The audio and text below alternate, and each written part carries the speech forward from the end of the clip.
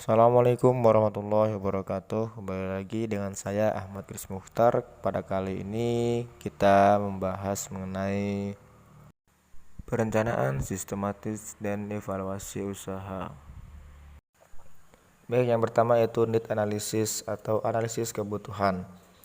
Analisis kebutuhan menurut pelatihan adalah analisis kebutuhan tempat kerja yang spesifik. Dimaksudkan untuk menentukan kebutuhan pelatihan yang menjadi prioritas.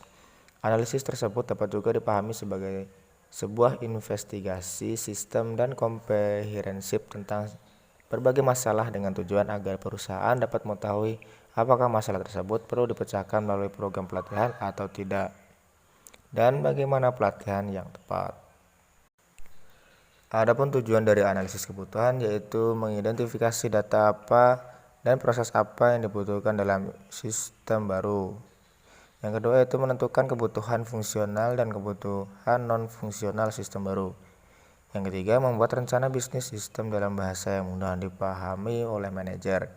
Yang keempat yaitu menspesifikasikan kebutuhan kecuali alternatif spesifikasi komputer dan detail teknologi. Adapun fungsi dari analisis kebutuhan yaitu mengumpulkan informasi tentang skill, knowledge, dan feeling pekerja. Yang kedua itu mengumpulkan informasi tentang job content dan job context. Yang ketiga, mengidentifikasikan kinerja standar dan kinerja aktual dalam rincian yang operasional. Untuk desain program yang perlu diperhatikan yaitu yang pertama, penentuan kriteria awal atau tingkat pengetahuan pembelajar yang harus ditunjukkan sebelum pelatihan.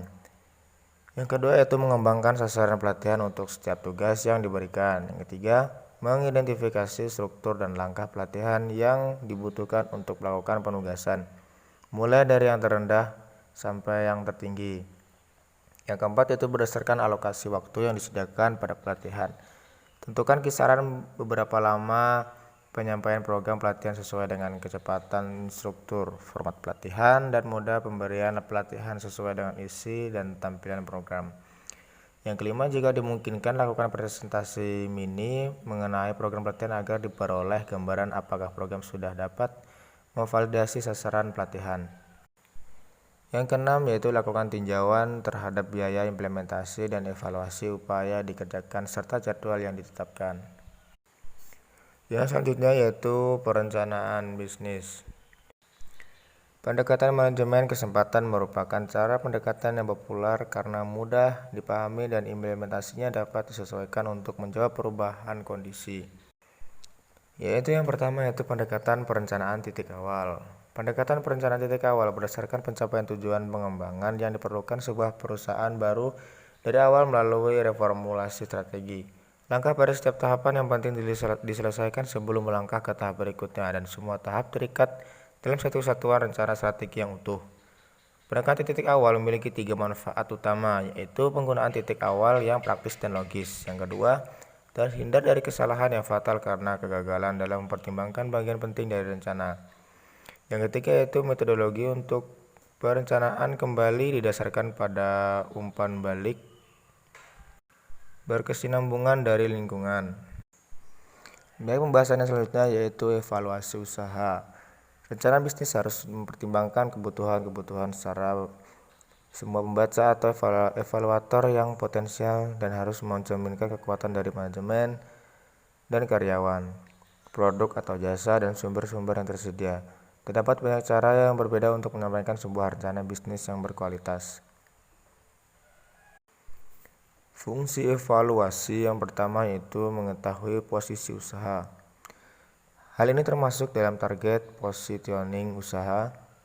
Apakah usaha yang direncanakan sekedar berniat eksis atau berani untuk leading? Pada tahapan evaluasi inilah yang akan menjawab. Yang kedua yaitu fungsi dari evaluasi yaitu mengetahui kemajuan atau kemunduran usaha. Merujuk hasil evaluasi akan diketahui kemajuan maupun kemunduran usaha pada persatuan waktu tertentu. Yang ketiga yaitu fungsinya tahapan awal sebelum melakukan langkah perbaikan atau pengembangan.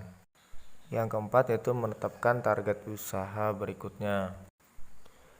Adapun hal-hal yang perlu dievaluasi adalah yang pertama, kondisi keuangan. Kepemimpinan adalah usaha terlihat dalam hasil-hasil keuangan. Untuk melihat kondisi keuangan usaha dalam satuan waktu tertentu dapat dilakukan dengan mengevaluasi neraca keuangan. Yang kedua yaitu situasi pasar. Yang ketiga pesaing usaha. Yang keempat dampak lingkungan dan sosial. Dan yang kelima yaitu kinerja karyawan. Baik, mungkin cukup demikian penjelasan tentang komponen perencanaan usaha, sistematika usaha, need analisis, dan implementasi dan evaluasi usaha. Sebelum saya akhiri, saya pribadi mohon maaf yang sebesar-besarnya, yang disengaja maupun tidak. Mudah-mudahan ada manfaatnya. Saya akhiri. Assalamualaikum warahmatullahi wabarakatuh.